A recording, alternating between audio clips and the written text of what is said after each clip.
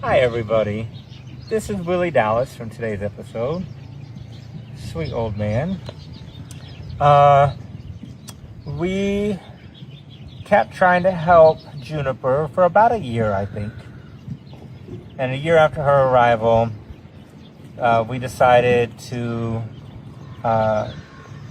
gracefully say goodbye to her. And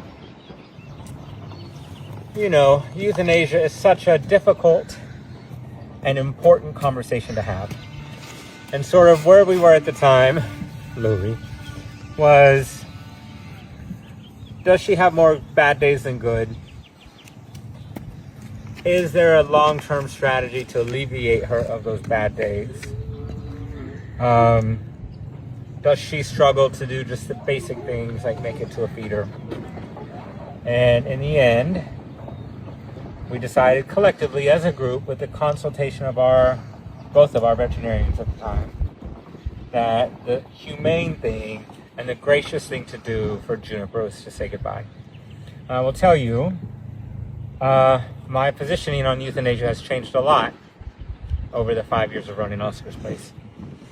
And while I knew that I made the decision to end her life and to say goodbye to an animal that I loved, she didn't know that.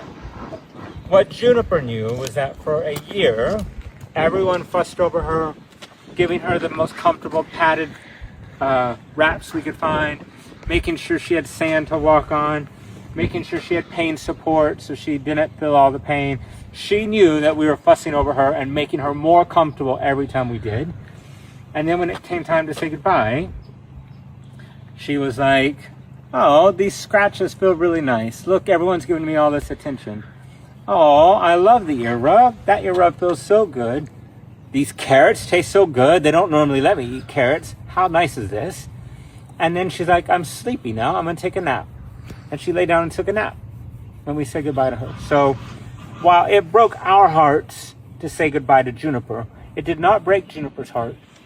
She left us in a very loving, gracious way, and her pain ended.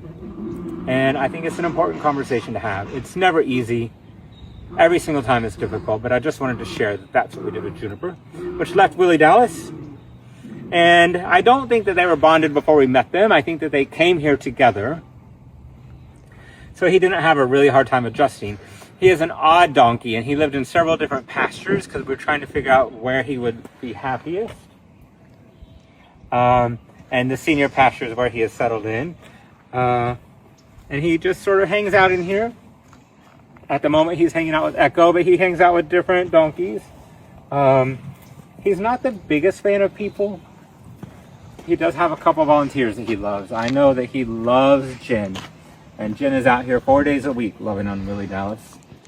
So he has a bonded companion. And she lives in Ukiah. Her name is Jen. And we are doing everything in our power for Willie Dallas to keep him safe, healthy, and happy for the rest of his life. And we did the same for his arrival partner, Juniper. We did everything we could to keep her safe, healthy, and happy for the rest of her life. And what that meant for her was that we alleviated her of her pain and suffering. What that means of Willie Dallas is we don't force ourselves on him if he doesn't want to interact with us. We just let him be, and we let him spend all the time he wants to with Jen. And he hangs out here with all these donkeys, and he's got a really good life with lots of covered overhead space, lots of room to run.